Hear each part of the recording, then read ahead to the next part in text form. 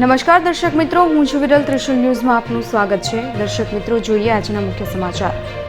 મોડી રાત્રે પંચમહાલ જિલ્લાના ગોધરા, હાલોલ, કાલોલ, મોરવા હડફમાં પવન અને ગાજવીજ સાથે 1 ઇંચ વરસાદ. સુરત સિવિલ હોસ્પિટલને લઈને માઠા સમાચાર સામે આવ્યા છે. સુરત સિવિલ હોસ્પિટલમાં દવાની અછત સર્જાતા દર્દીઓને ભારે હાલાકીનો સામનો કરવો પડી રહ્યો છે.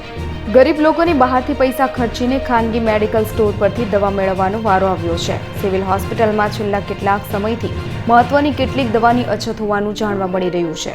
પાટીદારો બાદ હવે કોળી સમાજે પણ મુખ્યમંત્રી પદની માંગ બુલંદ બનાવી છે. રવિવારે સોમનાથ નજીક પ્રાચીમાં મળેલી કોળી સમાજની બેઠકમાં એવા સૂર ઉઠ્યા હતા કે પાટીદાર કરતા કોળી સમાજ મોટો છે.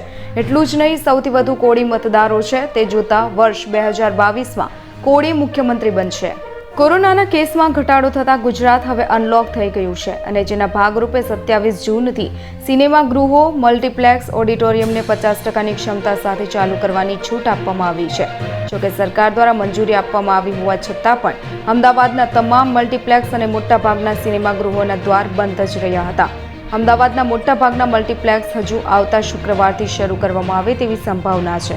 અમરેલીના જાફરાબાદના દરિયાકાંઠે નાહવા ગયેલા એસપી નિર્લિપ્ત રાય અને એક કોન્સ્ટેબલનો થયો આબાદ બચાવ. સમયસર રેસ્ક્યુ કરાતા જીવનું જોખમ ટળ્યું હતું.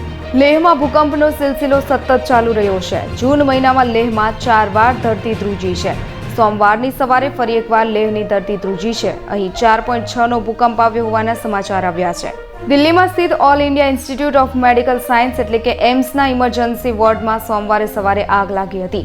ફાયર બ્રિગેડની 7 ગાડીઓ ઘટના સ્થળે પહોંચીને આગ પર કાબુ મેળવ્યો હતો. આ દરમિયાન ઇમરજન્સી વોર્ડની અંદર હાજર દર્દીઓને બહાર કાઢવામાં આવ્યા હતા.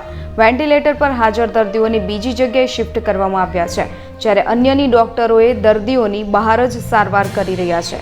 ઇંધણના ભાવમાં રવિવારે સતત બીજી વખત વધારો કરવામાં આવ્યો હતો. ઇન્ડિયન ઓઇલ કોર્પોરેશન મુજબ પેટ્રોલમાં 35 પૈસા જ્યારે ડીઝલમાં 25 પૈસા પ્રતિ લીટરનો વધારો કરવામાં આવ્યો છે. નવા ભાવ વધારા બાદ દેશની રાજધાની દિલ્હીમાં પેટ્રોલ 98.46 રૂપિયાએ પહોંચી ગયું છે, જ્યારે ડીઝલની કિંમત 88.90 રૂપિયા છે.